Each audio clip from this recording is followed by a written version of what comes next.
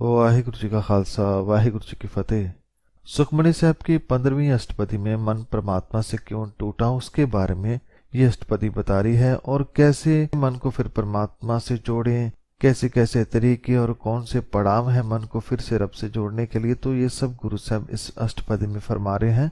पर इन सबको जानने के लिए सबसे पहले इस अष्टपदी का श्लोक गुरु साहब की मेहर से समझते हैं, और उसके बाद अष्टपदी के विचार को समझने का गुरु साहब की कृपा से प्रयास करेंगे। गुरु साहब फरमाते हैं कि श्लोक सर्ब कला भरपूर प्रभ बिरथा जानन हार जा कै सिमरन उदरिय नानक तिस बलहार। कला भाव ताकत शक्ति, वह प्रभु सभी तरह की ताकतों का मालिक है। वह हर तरह की शक्ति से भरपूर है, और उसकी एक ताकत ये भी है कि वह वृथा जाननहार है, भाव वह दिलों के दर्द को भी जानने वाला है। संगत जी, हमारे दर्द का मुख्य कारण क्या है? सबसे पहला कारण या दुख की बात तो यही है कि हम ये नहीं जानते कि वह सब कुछ जानता है। हम तो यही कहते हैं कि वह ईश्वर कुछ भी नहीं जानता, और हमारा ये अहंकार ही हमें अंदर बसते प्रभु से जुड़ने नहीं देता, और उससे ना जुड़ना ही हमारा सबसे बड़ा दर्द है। यदि हम इन अहंकार और अन्य विकारों को मन से दूर कर लें तो हम उसकी आवाज सुन सकते हैं, उससे एक हो सकते हैं। गुरु से फरमाते हैं कि विकारों को दूर करने के लिए परमात्मा की वाणी से जुड़ो। हे नानक, जिसका सिमरन करने से मनुष्य का उद्धार हो जाता है, जो विकारों से बच जाता है, मैं उस पर कुर्बान जाता हूँ, मैं उस पर बलहार जाता हूँ। इसके बाद गुरु साहब अष्टपदी में परमात्मा के बारे में और भी बातें बताते हैं कि वह केवल दिल का दर्द जानने वाला ही नहीं बल्कि और भी बहुत ताकतों का मालिक है। जैसे अष्टपदी टूटी गांडन हार गोपाल सर्व जिया आपे प्रतपाल। दिल का दर्द क्या है? दिल का दर्द है गोपाल प्रभु परमात्मा से दूर हो जाना। संगत जी, हम अपने ही मन को कभी समझ नहीं पाते। मन का दर्द क्या है? उसका दर्द ही यही है कि वह रब से टूट चुका है, वह सत्य से दूर हो चुका है, और जो ये बात जान जाता है कि मेरा असल दुख रब से दूरी है, तो वह उसे कम करने का प्रयास करता है।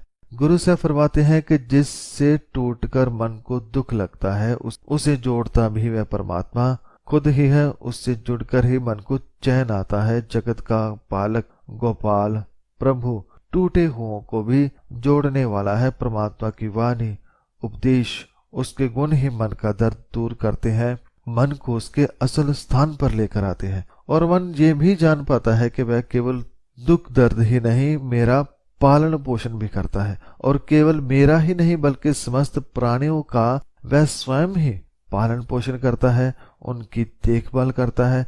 इस पंक्ति को थोड़ा और अच्छी तरह से गुरु साहब समझा रहे हैं कि सगल की चिंता जिस मन माह तिस ते बिरथा कोई ना है। जैसे पिछली पंक्ति में गुरु साहब ने समझाया कि सबका देखभाल परमात्मा करता है, यहाँ गुरु साहब फरमाते हैं कि केवल देखभाल ही नहीं, चिंता फिक्र भी करता है। कोई भी जीव जिसे परमात्मा ने पैदा किया उसे वह सब कुछ मिले जिससे वह जिंदा रह सके, इसका फिक्र वह करता है। संगत जी, हम अपने छोटे परिवार को पालने की कितनी चिंता करते हैं। परमात्मा को देखिए, वह तो सारे जगत की चिंता करता है। संगत जी, यहाँ पर चिंता दुखी होने वाली चिंता नहीं बल्कि ध्यान रखने वाली चिंता है, देखभाल करने वाली, कि वह परमात्मा हम सबकी देखभाल करता है। हमारे पैदा होने से पहले सारा इंतजाम करके फिर हमें इस जहान में भेजता है। और गुरु साहब फरमाते हैं कि जिसके मन में सबकी चिंता है उससे कोई भी खाली हाथ नहीं लौटता। रे मन मेरे सदा हर जाप अबनासी प्रभ आपे आप। ऐ मेरे मन, जो हरि परमात्मा हमारे हर दर्द को जानता है, जो हमारी चिंता करता है, तू उसे सदा स्मरण कर, उसका जाप कर, जिसे जपकर मनों को सुख प्राप्त होता है। पर जाप करना किसका है? अविनाशी प्रभु का, जो कभी नाश नहीं होता, जो कभी मरता नहीं, जो सदा रहने वाला है, जो सब कुछ आप ही आप है, जो प्रभु सब कुछ स्वयं ही है, उससे जुड़ना है, उसका ध्यान करना है, उससे मन को लगाना है।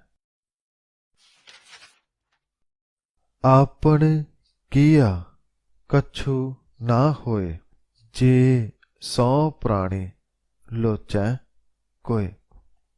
कुछ मन अपने तरीके से सुखी होना चाहते हैं और वह कितने भी तरीके अपनाए सुखी नहीं हो सकते, क्योंकि जब तक हम हैं तब तक सुख नहीं। हमें खुद को छोड़ना होगा, मैं का त्याग करना होगा, मैं कुछ जानता हूं ये छोड़ना होगा। मैं कारण हूं नहीं, परमात्मा कारण है, ये याद रखना है। उसी से सब कुछ हो रहा है, वही करवाने वाला है, ऐसे सोचना है। गुरु साहब फरमाते हैं कि प्राणी के अपने करने से कुछ नहीं हो सकता, चाहे वह सैकड़ों बार इसकी इच्छा करे। गुरु साहब मन को सही रास्ता समझाते हैं कि क्या करना चाहिए। तिस बिन नाही तेरा किछ काम, गत नानक जप एक हर नाम। संगत जी, जब हम उदास दुखी होते हैं तो गलत रास्तों पर चले जाते हैं। कई बार किसी नकली बाबा के पास, तो कई बार नशा करने लग जाते हैं। जितने तरह के लोग उतने तरह के तरीके जगत में है, पर जो मन का दर्द, जैसे पहले हमने जाना कि परमात्मा के पास जाने से, उससे एक होने से दूर होता है, तो गुरु साहब फरमाते हैं कि एक उसके अतिरिक्त कुछ भी तेरे काम का नहीं। इसलिए हे नानक, एक ईश्वर का नाम का जाप कर, उसके गुणों को मन में बसा, उसकी वाणी को पढ़, सुन, समझ, उसे मन में बसाने से ही सुख मिलता है, मन को मोक्ष की प्राप्ति होती है। भाव मुक्ति केवल उसके नाम से होगी और किसी तरीके से नहीं। तो ये था पहला पदा। अब दूसरे पद में गुरु साहब फरमाते हैं कि मन परमात्मा से दूर क्यों हुआ, इसका क्या कारण है। तो गुरु साहब फरमाते हैं कि दूर होने का कारण या मन का दुख है अहंकार। और ये अहंकार एक तरह का नहीं बल्कि कई तरह का है, जैसे कि रूपवंत होए नाही मोहे, प्रभ की जोत सगल घट सो है। रूपवंत होने का अहंकार, अभिमान। संगत जी, पेड़ का कोई पत्ता या कोई फल यदि बहुत खूबसूरत हो तो वह कहे कि ये खूबसूरती मेरे कारण है, तो हम क्या कहेंगे? हम कहेंगे कि नहीं, ये उसकी बोल है। यदि पेड़ ना होता तो वह फल या फूल सुंदर कैसे होता? यदि बीज ही ना होता तो वह सुंदर कैसे होता?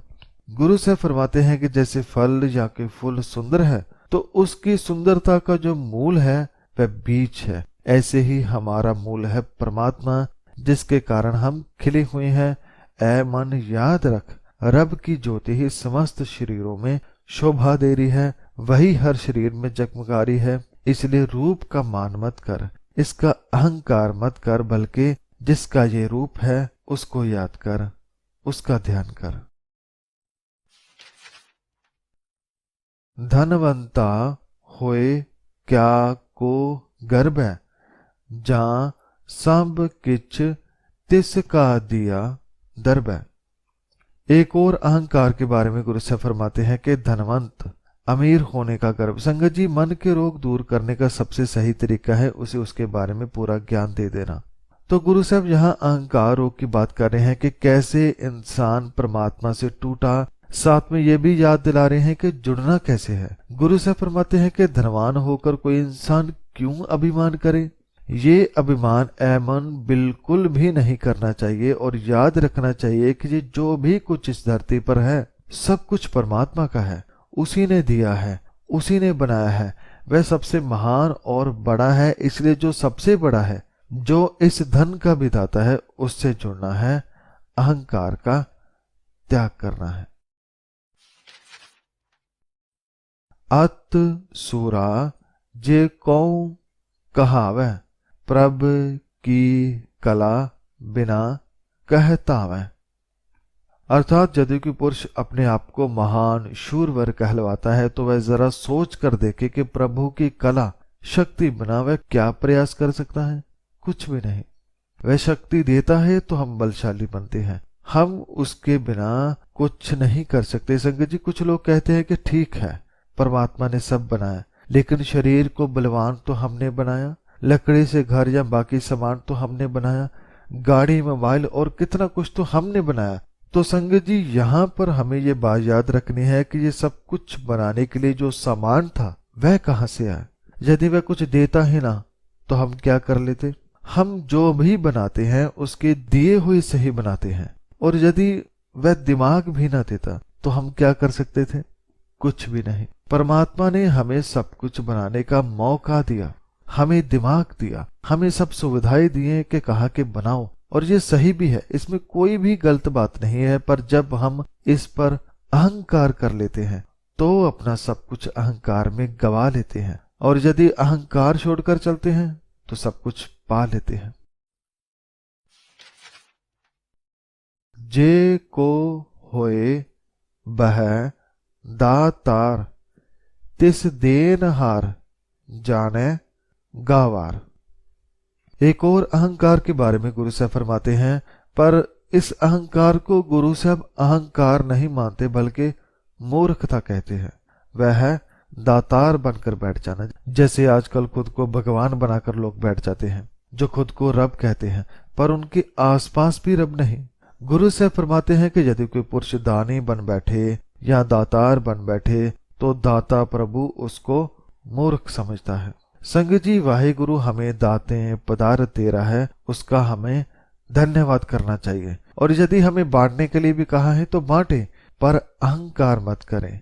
ये मत कहें कि मैं कुछ दे रहा हूं, बल्कि ऐसा सोचें कि दे तो परमात्मा रहा है, मैं तो केवल सेवा कर रहा हूं। ये पदार्थ भी उसके हैं, ये लोग भी उसके हैं, मैं भी उसका हूं, ये सब कुछ तो वह खुदा ही है। फिर अहंकार किस बात का।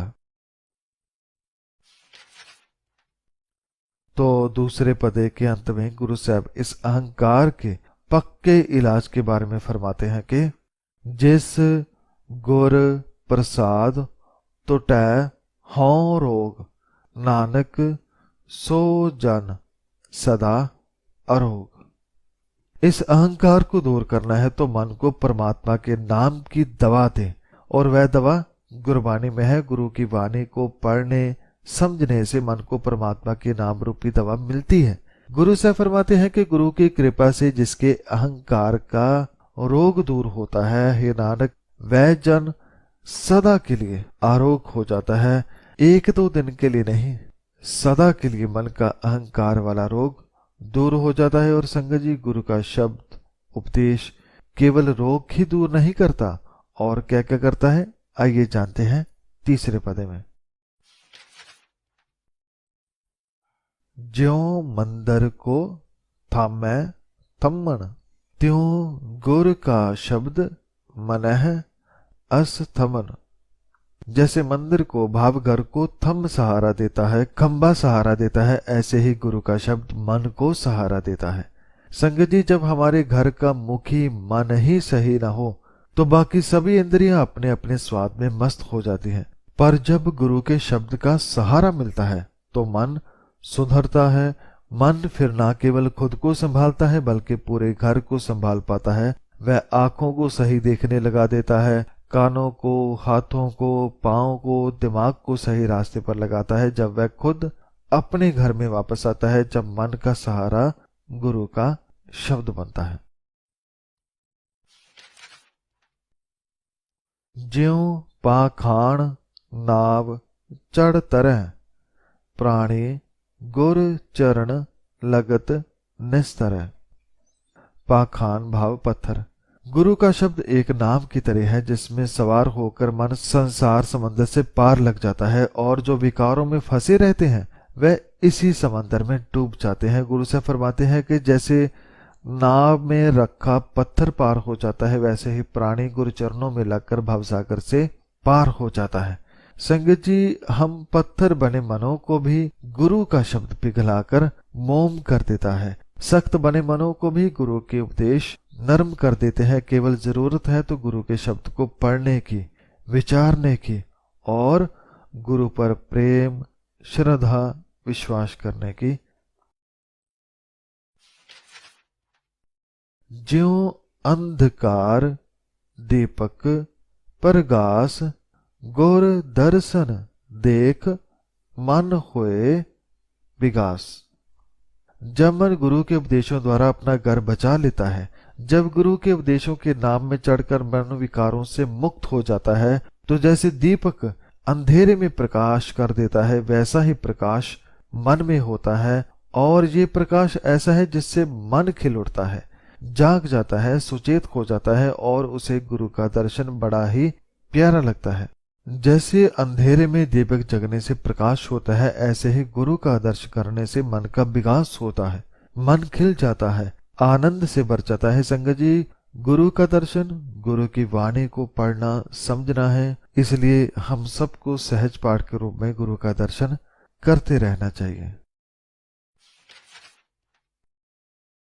ज्यों महा उद्यान मह मार्ग पावे, त्यों साधु संग मिल जोत प्रगटावे। उद्यान भाव जंगल, महा उद्यान भाव बड़ा जंगल। तो जब मन में प्रकाश हो जाए तो मन ना केवल सुचेत होता है, ना केवल उसे विवेक बुद्धि प्राप्त होती है, बल्कि वह उस जोत से भी मिल पाता है जिसका प्रकाश पूरे जगत में है। गुरु से फरमाते हैं कि जैसे मनुष्य को बहुत बड़े जंगल में जहां दूर दूर तक रास्ता नहीं, उस इंसान को जब जंगल में रास्ता मिल जाए तो उसकी जान में जान आती है, उसे जैसे नया जीवन मिल जाता है, वैसा ही रास्ता उस मन को मिल जाता है जो साधु गुरु की संगत करता है। सत्संगत में रहने से प्रभु की ज्योति मनुष्य के भीतर प्रकट हो जाती है। ये सब ऐसी है जैसे जंगल में मनुष्य को रास्ता मिल जाना, ऐसे ही मन को भी प्रभु की ज्योत मिल जाती है जो गुरु की संगत करता है, सत्संगत करता है। तिन संतन की बाछों तूर, नानक की हर लोचा पूर। गुरु के लिए शब्द साध भी आया है और संत भी, अर्थात जिस गुरु संत को मिलकर मन को सहारा मिले, जिसे मिलकर मन में प्रकाश हुआ, जिसे पाकर मन परमात्मा की ज्योत से मिला, ऐसे संतन के मैं तो चरणों की धूल मांगता हूं, जो हम जैसों को सही रास्ते पर लाते हैं। संगत जी, आजकल ऐसा समय है कि कोई किसी को सही रास्ता नहीं बताता। यदि कोई कुछ बता रहा है तो वह उससे पहले अपना फायदा देखता है, पर एक गुरु साहब ऐसे हैं जो केवल हमारे लिए सब कुछ कर रहे हैं, बिना किसी लालच के। वह चाहते हैं कि मन सुधरे, मन रब से जुड़े, मन को जिस काम के लिए भेजा है वह कार्य पूरा करे, वह काम करे। गुरु से फरमाते हैं कि हे परमात्मा, गुरु संत के चरणों की धूल मिल जाए, उनके उपदेश मन में बस जाए, केवल यही मेरी आशा है, यही मेरी ख्वाहिश है। तो संगत जी, इस पदे के बाद अब चौथे पद में गुरु साहब मन को कुछ और बातें समझा रहे हैं कि जीवन में दुख सुख क्यों आते हैं। जे उस मन को समझा रहे हैं जिसे गुरु के उपदेश मिल चुके हैं, जो सत्य की राह पर चल पड़ा है। मन मूर्ख काहे बिल लाइए, पूर्व लिखे का लिखिया पाइए। जब मन परमात्मा के साथ जुड़ता है तो पहले पहल उस मन में बहुत सारे सवाल आते हैं, जिसमें से एक है कि हमें दुख क्यों मिल रहे हैं।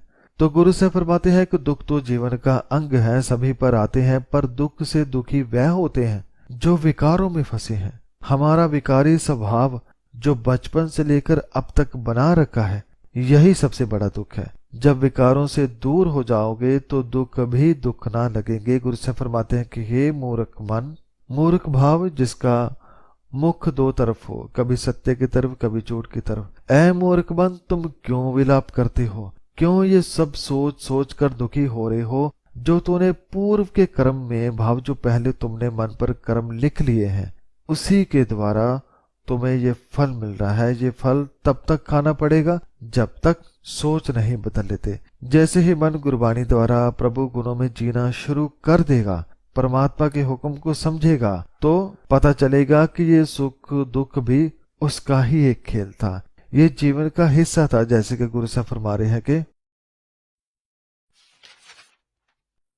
दुख सुख प्रभ देवनहार, अवर त्याग तो तिसह चितार। ये दुख सुख देने वाला परमात्मा है, वही देवनहार है। इसलिए न दुख को देख न सुख को देख। यदि उन्हें देखेगा तो कभी दुखी होगा कभी सुखी, पर यदि परमात्मा को देखेगा तो आनंद में रहेगा। फिर दुख सुख का मन पर असर ना हो पाएगा। गुरु साहब फरमाते हैं कि प्रभु दुख एवं सुख देने वाला है, इसलिए ऐ मन तू और सब तरीके अन्य सब कुछ छोड़कर केवल उसकी ही आराधना कर, उसी का ध्यान कर, उसे चितार भाव याद कर जिसके हाथ से सब कुछ आ रहा है। जो कछ करे सोई सुख मान, भूला काहे फिरह अजान। गुरु साहब समझाते हैं कि ऐ मन परमात्मा के हुक्म को जान और समझ, वह जो कुछ करता है उसी को सुख मान, उसे ही सही समझ। हमें दुख सुख खुशी गमी ऊंच नीच अमीरी गरीबी इन सब से ऊपर उठकर उसके हुक्म को समझना है। जैसे वह चलाए वैसे चलना है, फिर ही मन अपने घर पर टिक पाता है। गुरु साहब जगह जगह भटक रहे मन को फिर से आवाज देते हैं कि ऐ मन तू क्यों सब कुछ भुलाकर भटक रहा है। जिसने सब बनाया है तो उसको समझ, वह जो करता है उसे ही सुख समझ। किसी भी चीज से पदार्थ से मत जुड़, जिसने ये सब बनाया है उससे जुड़। कौन बस्त आई तेरे संग, लपट रहे हो रस लोभी पतंग। ऐ पतंगे की तरह बने हुए मन तू लोभ मत कर, चीजों से मत जोड़। चीजों पर पदार्थों पर जो हमारा लालच है वह आग की तरह है। जैसे पतंगा कोई खास पदार्थ समझकर जाता है और जल जाता है, ऐसे ही मन में जब लोभ हो तो वह भी जलता है। इसलिए गुरु साहब फरमाते हैं कि ये याद करके कौन सी वस्तु तेरे साथ आई थी और कौन सी तेरे साथ जाएगी। मतलब खाली हाथ आए थे, खाली जाना है। ऐ लोभी मन, इन पदार्थों के स्वाद में तू मस्त हो रहा है। जरा इस सवाल को सोच और समझ के क्या लाया था और क्या ले जाएगा। यदि इसका जवाब जान पाओ तो तुम कभी लोभ में नहीं फंसोगे, तुम इससे मुक्त हो जाओगे। संगत जी, पदार्थों में कोई बुराई नहीं होती, बुराई लोभ है जो हम पदार्थों के ऊपर करते हैं। तो चौथे पदे के अंत में गुरु साहब फरमाते हैं कि राम नाम जप हृदय माह, नानक पत सेति कर जा। पत सेति भाव इज्जत से। ऐ मित्र, अपने हृदय में राम नाम जप, उसका जाप कर, उसे याद कर जिसे याद करके मन में से बुराई दूर होती है। हे नानक, ऐसा करने से, गुणगान करने से मन अपने सही स्थान पर वापस आ जाता है। मन अपने घर इज्जत से पद से वापस आ जाता है। भाव उसे अपने ही मन में बहुत आदर सम्मान मिलता है। जैसे जब हम कोई भला कार्य करते हैं तो हमारे मन को कितना सुकून मिलता है, इससे कई गुना ज्यादा सुकून इज्जत तब हमें खुद को मिलती है जब मन अपने सही स्थान पर आ जाता है, जब वह टिक जाता है तो वहां आनंद बनता है। तो अगले पद में मन को ये सारी बातें समझाने के बाद अब गुरु साहब ये समझा रहे हैं कि मन, ये समझ के तू यहाँ करने क्या आया था, तुम्हारा क्या मनोरथ था, उसे कैसे पूरा करना है। जिस वखर को लैन तू आया, राम नाम संतन कर पाया। जैसे इस तन की जरूरतें हैं भोजन आदि की, तो हम दुकान में जाते हैं, जो चाहिए उसे खरीद कर घर ले आते हैं। ऐसे ही मन के घर के लिए भी कुछ सामान चाहिए। वह सामान क्या है और कहाँ मिलता है, उसके बारे में गुरु साहब फरमाते हैं कि जिस सौदे को लेने के लिए तो दुनिया में आया है वह सौदा है राम नाम का, वाहिगुरु के गुणों का। वह नाम रूपी सौदा कहाँ से मिलता है? वह मिलता है संतन भाव गुरु के घर से, गुरु के दरबार में ये नाम मिलता है। पर इसे लें कैसे, इसके बदले में क्या देना पड़ता है, इसके बारे में गुरु साहब फरमाते हैं कि तज अभिमान लेह मन मोल, राम नाम हृदय में तोल। यह सौदा प्राप्त करना है तो गुरु के पास आना होगा। पर हम कहेंगे हम तो रोज गुरु के पास जाते हैं। नहीं, केवल तन जाता है, मन नहीं। मन में तो अहंकार है। गुरु साहब फरमाते हैं कि मन के अहंकार को तज कर आ, भाव अहंकार त्याग कर आ, हमने जो भी जाना है उसे छोड़ कर आओ। ये मत सोचो कि मैं कुछ जानता हूँ। जब हम खाली होकर आते हैं और मन को गुरु के हवाले करते हैं तो गुरु साहब राम का नाम हृदय में तोल कर दे देता है। तो इसलिए ऐ मन, तू अहंकार छोड़कर खुद को गुरु के हवाले कर, फिर गुरु ये सौदा तुम्हारे हृदय को देगा। कैसे देगा, उसके बारे में गुरु साहब फरमाते हैं, लाद खेप संतह संग चाल, अवर त्याग बिख्या जंजाल। जब हम मन गुरु के हवाले करते हैं तो गुरु साहब हमें कहते हैं कि आओ इस खजाने को, इस सौदे को, प्रभु गुणों को मन पर लाद लो, भाव मन में गुरबानी भरो, परमात्मा के ज्ञान को भर लो। इसे जितना ज्यादा भरोगे उतना मन के लिए सही है। और गुरबानी में तो इतना भंडार है कि चाहे कितना भी भरो वह खाली नहीं होता। और ये सब लाद कर संत है संग चलो, जैसे गुरु चलाता है वैसे चलो। और हाँ, माया के बाकी सभी जंजाल त्याग दो। जब हम ऐसा करते हैं तो क्या होता है, तन तन कह सब कोय, मुख उजल हर दरगह सोए। जब ऐसे करेंगे तो सभी उस मन को धन्य धन्य कहेंगे, शाबाश कहेंगे जो इस राह पर चल पड़ता है। जो गुरु से सौदे को लेकर जीवन बदलता है वह मन सच में धन्य है। गुरु से फरमाते हैं कि उस प्रभु के दरबार में उसका मुख उज्जवल होगा जो राम नाम के वखर को, व्यापार को गुरु से प्राप्त करके जीवन जिएगा। पर गुरु साहब इस पदे के अंत में फरमाते हैं कि ये सौदा तो फायदे का है, इसमें केवल मन देना है, कोई पैसा नहीं, कोई और चीज नहीं। पर फिर भी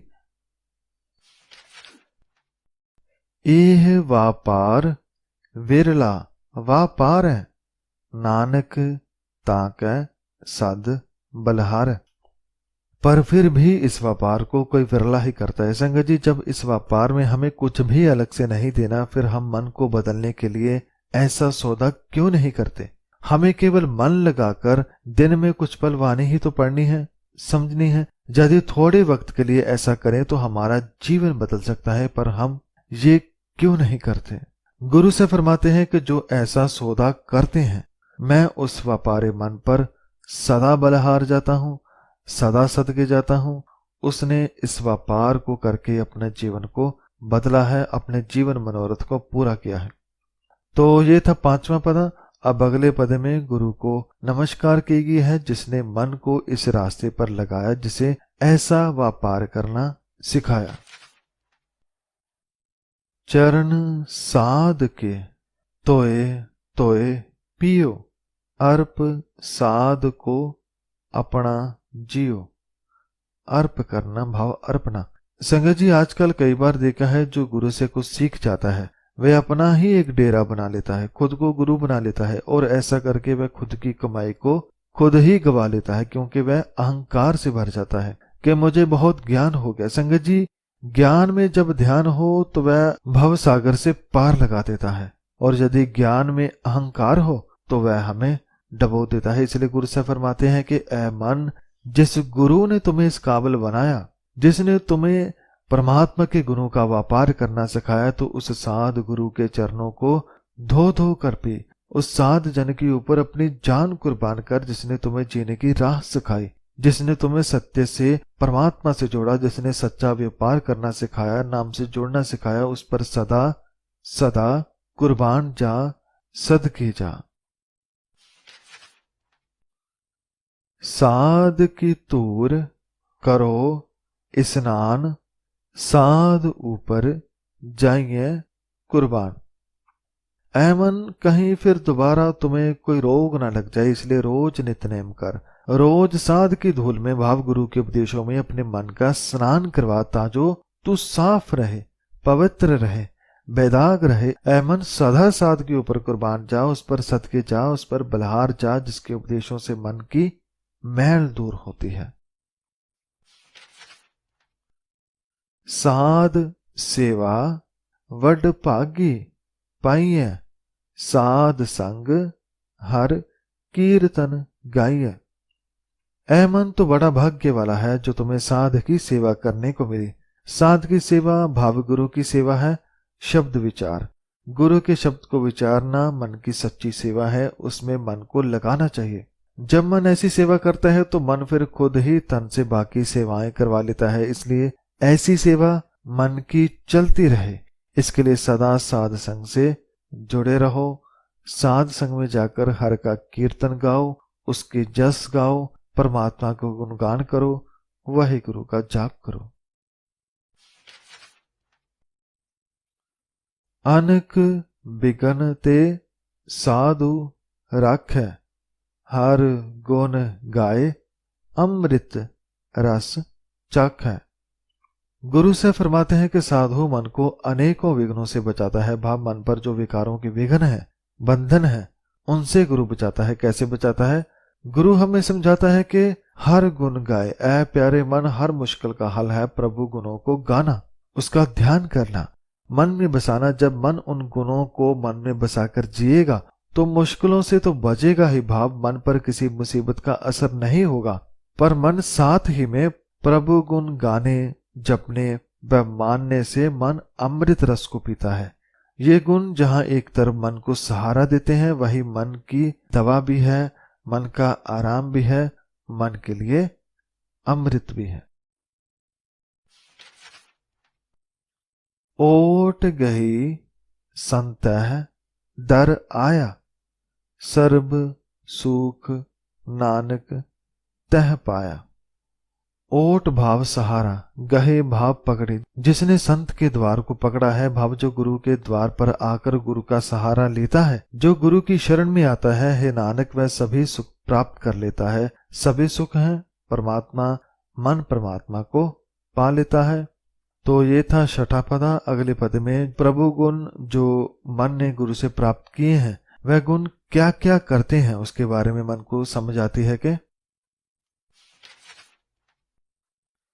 मृतक को जीवालन हार, भूखे को देवत आधार। अर्थात प्रभु गुण मृतक को भी जीवित करने योग्य हैं और भूखे को भी आसरा देते हैं। भाव जो मन विकारों में मर चुका है, यदि वह मन भी कोशिश करके गुरु की कृपा से प्रभु गुणों को गाए, परमात्मा के नाम का रस पिए, तो वह मन भी जी उठता है। जो सदियों से मन भूखा था, उसे भोजन मिल जाता है। मन को खुराक मिलते ही उसमें जान आ जाती है, वह उठता है और फिर गुरु की कृपा से विकारों से लड़कर आगे बढ़ता है। सर्ब निदान जा की दृष्टि माह, पूर्व लिखे का लहना पाह। जिन गुणों से मन ऊंचा दर्जा प्राप्त करता है, वह गुणों का खजाना सर्वनिधान, निधान भाव खजाना, वह सारे खजाने मालिक के हैं, उन्हीं से सब प्राप्त होते हैं। और जो मन इस खजाने के साथ जुड़ता है, जहां की भाव उसकी नजर में भी ये सारे खजाने आ जाते हैं, वह भी उन खजानों को देख पाता है, वह भी प्रभु गुणों से मिल पाता है। और जैसे पिछले कर्म भाव जो जन्म से लेकर अब तक किए हैं, संगत जी, जरूरी नहीं कि पिछले कर्म सब बुरे ही होते हैं। कुछ ऐसे लोग भी होते हैं जिनके पिछले कर्म अच्छे हों, जो कई दिनों, महीनों या सालों से परमात्मा के गुणों के खजाने को प्राप्त कर रहे हों। जिनके पिछले कर्म ऐसे हैं, वे अपने कर्मों का फल जरूर भोगते हैं। भाव है प्रभु गुणों से जरूर सर्वनिधान भाव परमात्मा के गुणों को वे पा लेते हैं, परमात्मा के खजाने से माला माल हो जाते हैं। उनका मन परमात्मा के नाम, गुण, प्रेम आदि से भर जाता है। सब किछ तिसका ओह करणै जोग, तिस बिन दूसर हुआ ना होग। और प्रभु के गुण गाने वाले को चाहे सारे खजाने मिल जाएं, खजाने गुणों के, परमात्मा के प्रेम के, नाम के, चाहे सब मिल जाएं, पर मन सब कुछ पाकर भी अहंकार नहीं करता। वह सदैव यही कहता है कि मैं कुछ भी नहीं, जो है वह परमात्मा है, सब कुछ उस परमात्मा का है और वही सब कुछ करने के समर्थ है, वही सब कुछ देने वाला है। उसके अलावा कोई दूसरा न पहले था और ना कभी कोई दूसरा होगा। जप जन सदा सदा दिन रहणी, सब ते ऊच निर्मल एह करणी। गुरु और गुरु द्वारा परमात्मा से जुड़ा मन सभी को यही उपदेश देते हैं कि ऐ भक्तजनों, ऐ प्रिय दोस्तों, सदा दिन रात उस प्रभु को याद करो, उसका गुणगान करो, उसके उपदेशों को मन में बसाकर जियो। एक यही कर्म और जीवन आचरण बाकी सब कर्मों से सबसे ऊंचा एवं पवित्र है। तो इस 7वें पदे के अंत में गुरु से फरमाते हैं कि कर कृपा जिसको नाम दिया, नानक सो जन निर्मल थिया।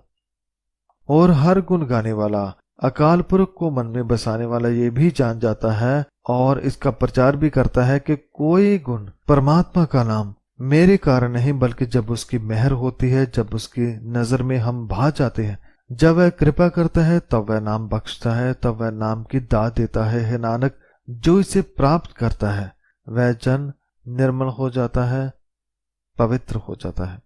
तो इस अष्टपदी के आखिरी 8वें पदे में गुरु साहब उस जन के बारे में फरमाते हैं जो प्रभु के गुणों द्वारा मन को बदल चुका है, जो अपने टूटे मन को रब से जोड़ चुका है। गुरु साहब पूरे सफर को आखिरी पद में बता रहे हैं कि कैसे वह इस रास्ते पर आया और अब कैसा हो गया है। जा कै मन गुर की प्रतीत, तिस जन आवे हर प्रभ चित। जो मन पहले रब से दूर था, जो परमात्मा से टूट चुका था, जब वह गुरु की शरण में आया, जिस मन की गुरु के ऊपर प्रतीत बनी, भाव श्रद्धा बनी, जब उसके चित्त में हरि प्रभु परमात्मा टिक गया।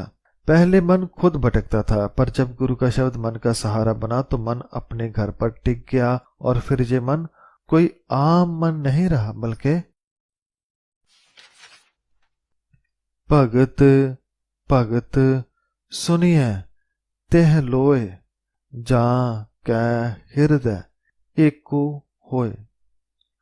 जिसके हृदय में एक बस गया, भाव जिसके मन में गुरु के प्रसाद से परमात्मा बस गया, जिसने मन को एक से एक कर लिया, वह तो 3 लोकों भाव सारे जगत में भगत के नाम से प्रसिद्ध हो गया।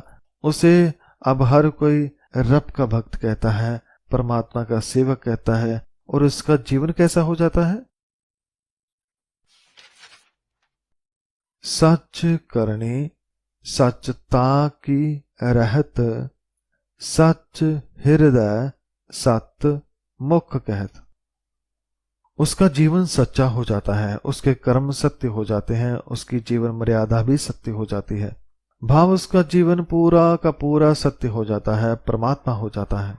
उसका हर कर्म भी परमात्मा होता है और उसके मन में सत्य है, उसके मुख में सत्य है, वह सत्य ही बोलता है, उसके हृदय में सत्य परमात्मा होता है। तो ऐसा जीवन भक्त का हो जाता है जिसके जीवन में केवल सत्य स्वरूप निरंकार है और वह उसका रूप हो चुका होता है। और उसे दुनिया कैसी नजर आती है? साची दृष्ट, साचा आकार, सच वर्तय, साचा पसार। जिसका तन मन मुख सब कुछ परमात्मा के प्रेम रंग में रंग जाता है, उसे हर जगह वही एक नजर आता है। उसकी दृष्टि भी सत्य रूप और उसका आचरण भी सत्य रूप हो जाता है और सारा जगत परमात्मा का रूप नजर आता है। उसके सिवा दूसरा और कोई दिखाई नहीं देता। उसकी नजर में सब बराबर और सत्कार योग्य हो जाते हैं। संगत जी देखिए कितनी अजीब बात है कि आँख, कान, नाक, हाथ, पांव भाव सारा तन वही है, बस मन के बदलने से पूरा तन भाव सब कुछ बदल जाता है। देखना, चलना, बोलना सब बदलकर सत्य का रूप हो जाता है। जब मन सत्य से मिल जाता है, उसका रूप हो जाता है। तो इस अष्टपदी के आखिर में गुरु साहब फरमाते हैं कि पार ब्रह्म जिन सच कर जाता, नानक सो जन सच समाता। गुरु से फरमाते हैं कि सत्य को कुछ और मत समझ लेना। सत्य का भाव है परमात्मा। जिस मन ने पार ब्रह्म को सत्य करके जाना है, जिसने जान लिया है कि एक वह सत्य जगत में पहले भी था, अब भी है और सदा रहेगा, वह मन फिर उस सच में ही समा जाता है, वह परमात्मा में खुद को लीन कर लेता है। ऐसा मन जो सत्य को मानता है और सत्य के राह पर चलता है, भक्त कहलाता है, सेवक कहलाता है।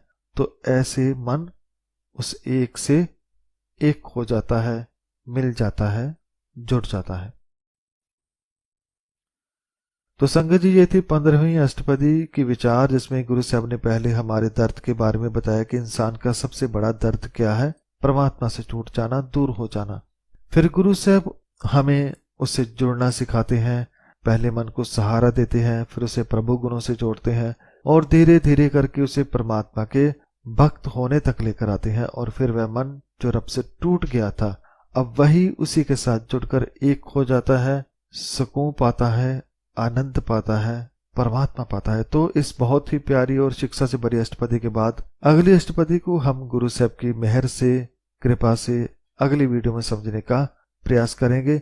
इस कथा को करते समय हुई सभी गलतियों की मैं माफी चाहता हूँ और श्री गुरु ग्रंथ साहब जी का और आप सब संगत का बहुत बहुत धन्यवाद करता हूँ। वाहिगुरु जी का खालसा, वाहिगुरु जी की फतेह।